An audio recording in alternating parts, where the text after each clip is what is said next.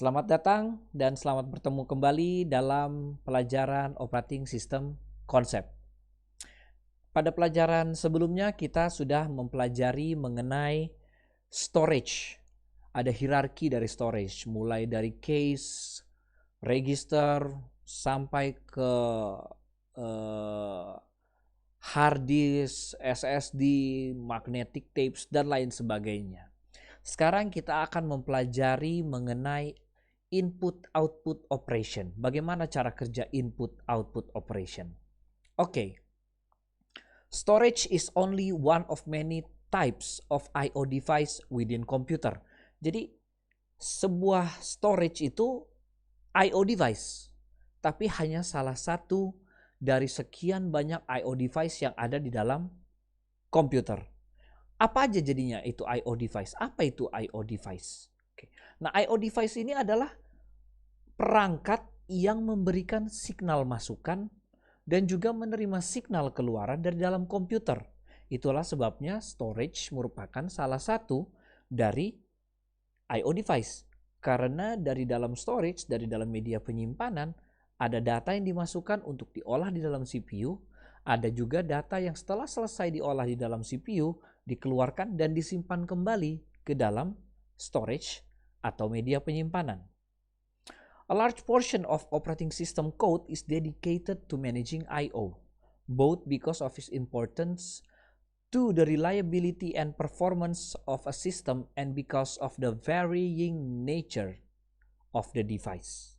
Nah, karena I/O ini penting dan harus berjalan dengan baik, serta di sini disebutkan varying nature of the device, terdiri dari berbagai macam jenis, dan oleh karena itu a large portion of operating system code is dedicated to managing I/O.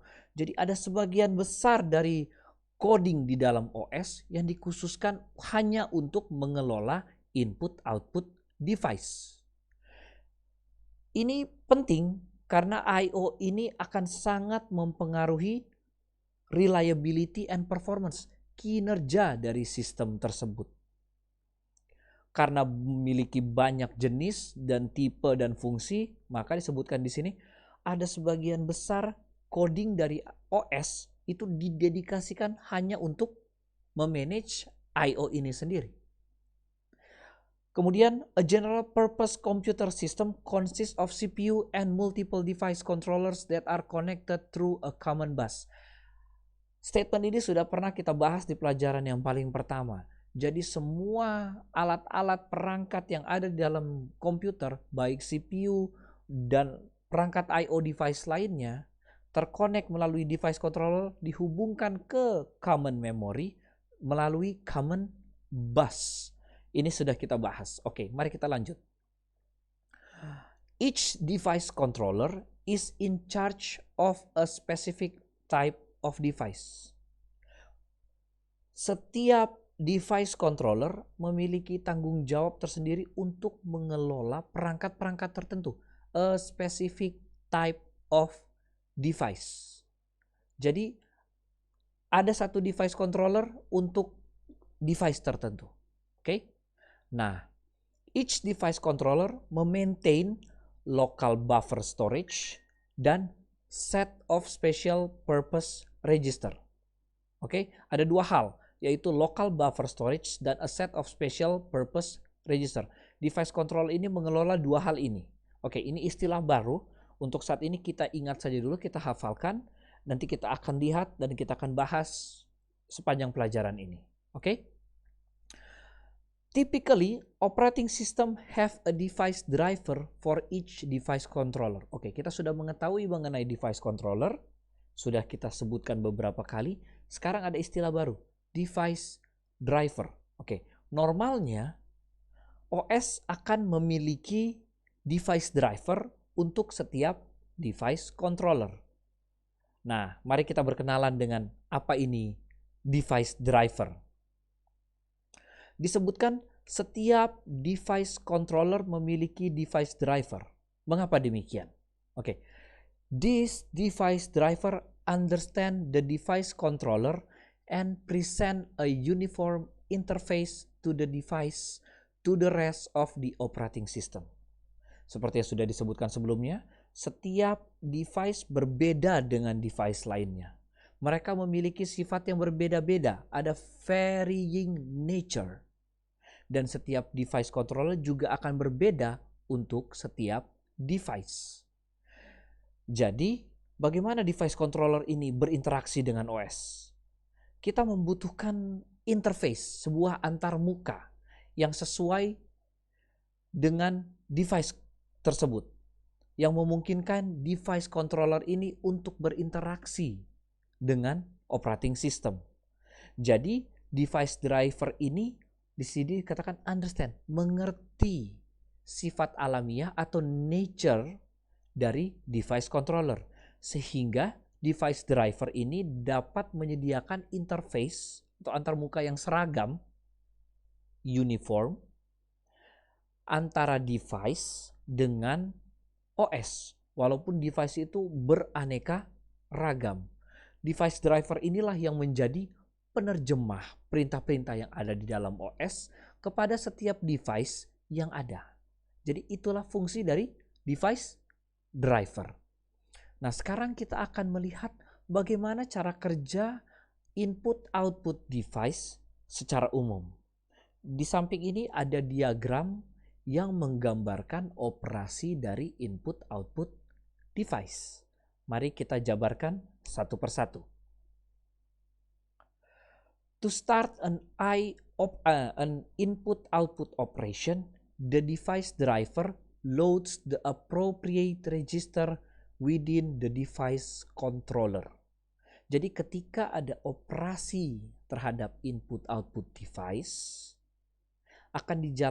dan ini akan dijalankan oleh salah satu device, ada device driver yang akan bertanggung jawab terhadap device tersebut, dan device driver ini akan memasukkan register yang dibutuhkan ke dalam device controller. Karena tadi disebutkan device controller itu mengelola satu set register. Nah, ini. Each device controller maintain a set of special purpose register. Nah, maka register yang dibutuhkan untuk menjalankan operasi input-output tersebut akan dikeluarkan oleh device driver untuk kemudian dikelola oleh device controller. Ini pertama. Kemudian, the device controller in turn examines the content of this register to determine what action to take. Jadi mengapa register tersebut di-load? Karena di dalam register tersebut kita akan memiliki informasi atau data mengenai action apa atau operasi input-output apa yang harus dilakukan. Jadi setelah device driver meload register ke dalam device controller, maka device controller akan memeriksa isi dari register tersebut untuk menentukan tindakan atau operasi apa yang harus dilakukan. Kemudian, the controller start the transfer of data from the device to its local buffer. Oke, jadi tindakan apapun yang harus dilaksanakan, perintah atau data tersebut akan dikirimkan dari device ke local buffer. Tadi sudah disebutkan juga bahwa device controller itu memaintain local buffer. Jadi tadi kita sudah lihat fungsi dari registernya, maka sekarang fungsi dari bagian local buffernya. Oke? Kemudian, once the transfer of data is complete, the device controller inform the device driver via an interrupt that it has finished its operation. Jadi data telah dikirimkan ke local buffer. Dan setelah selesai pengiriman data, maka device controller akan mengirimkan informasi kepada device driver bahwa operasi tersebut telah selesai. Bagaimana cara mengirimkan informasi tersebut?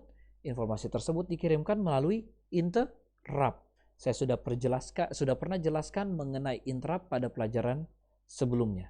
Oke, kemudian apa yang terjadi? The device driver then return control to the operating system. Setelah selesai, maka device driver akan mengembalikan kendalinya kepada OS untuk melakukan pekerjaan-pekerjaan yang lainnya. Mari kita lihat lagi diagram yang tadi pertama sudah kita lihat. Ini diagram menggambarkan apa yang sudah tadi saya jelaskan.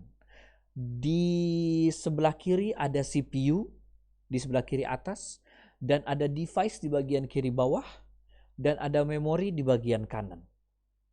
Dan ketika device akan melakukan request untuk input output, dan kemudian meload register dan lainnya, itu ada di garis paling kiri. Itu I/O request, oke? Device akan meload data dan lain-lainnya ke local buffer dan kemudian menuju CPU dan kemudian ke memori. Oke, itu garis yang tengah antara CPU. Ada data dengan tanda panah ke atas dan ke bawah. Oke? Garis yang di tengah ada data yang bolak-balik. Oke. Jadi ada instruction execution cycle dan data movement antara CPU dengan memori. Oke, data ini melewati CPU, dikirimkan ke memori, dan kembali. Melewati CPU dan kembali ke device. Dan pekerjaan apapun yang harus dikerjakan akan diproses sedemikian rupa, dan kemudian data yang sudah diproses akan dikembalikan ke device. Oke, itu karena itu garisnya, tanda panahnya ada ke atas dan ke bawah. Oke. Dan setelah semua pekerjaan selesai, melalui interrupt, itu garis yang di kanan antara CPU dengan device. Melalui interrupt, device menginformasikan bahwa dia sudah selesai dengan operasi yang perlu dikerjakan. Jadi ini prosesnya. Ada request dulu, request I/O. Oke. Kemudian device mengirimkan data menuju CPU untuk diproses, lalu ke memori, ada instruction execution cycle, ada data movement, diproses beberapa kali, lalu kembali lagi ke device, dan setelah selesai, dikirimkanlah interrupt untuk memberitahukan bahwa operasi sudah selesai. Dan setelah semua selesai melalui interrupt, device menginformasikan bahwa dia sudah selesai, maka diserahkan kembali kepada OS. Oke. Nah, kemudian kita sekarang melihat bahwa ternyata ada kekurangan dari operasi semacam ini. This form of interrupt-driven input-output is fine for moving small amount of data, but can produce high overhead when used for bulk data movement. Jadi kita lihat, ketika cara ini kita gunakan, maka tidak menjadi masalah apabila digunakan untuk data yang berukuran kecil atau sedikit. Tetapi apabila akan melakukan operasi yang berhubungan dengan data yang besar atau banyak, maka cara ini tidak akan menjadi efisien karena akan menggunakan banyak proses di dalam CPU. Mundar-mandir, bolak-balik. Karena CPU akan terus-menerus menerima interrupt. Dan untuk memecahkan masalah ini, maka to solve this problem, direct memory access atau DMA is used. Jadi untuk masalah tersebut kita gunakan yang namanya DMA. Apa ini DMA? DMA ini adalah garis yang menghubungkan memori dengan device yang ada di tengah, yang diagonal. Ada garis langsung antara memori dengan device yang disebut DMA. Apa yang terjadi di DMA ini? Oke, kita lihat.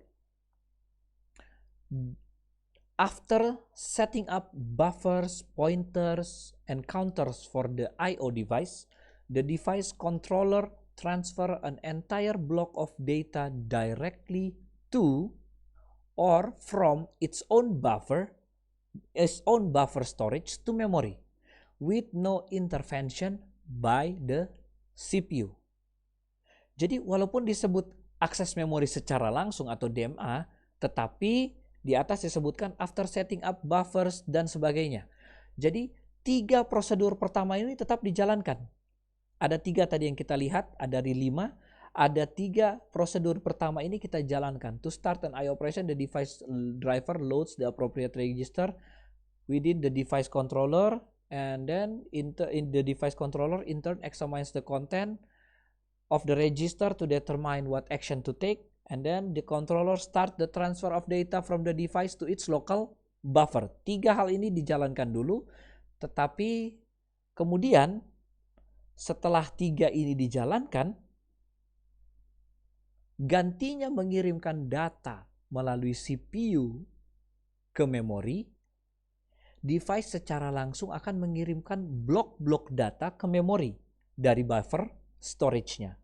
Jadi tanpa intervensi dari CPU, sehingga CPU tidak akan terpengaruhi dan data langsung menuju ke memori. Oke.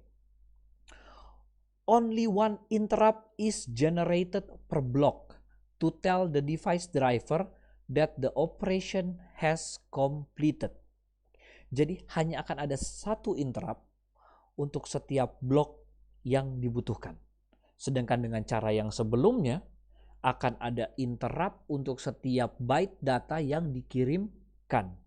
Jadi CPU akan menerima interrupt banyak sekali sehingga menjadi tidak efisien. Tetapi dengan DMA, Direct Memory Access, hanya satu interrupt per blok. Interrupt hanya akan dikirimkan apabila operasi telah selesai. While the device controller is performing this operation, the CPU is available to accomplish other works. Jadi ini adalah salah satu keuntungan dari DMA. Karena CPU tidak diganggu, maka ketika operasi input-output sedang berjalan, CPU bebas untuk melakukan operasi yang lainnya dan tidak akan terganggu. Jadi ini adalah keuntungan dari Direct Memory Access.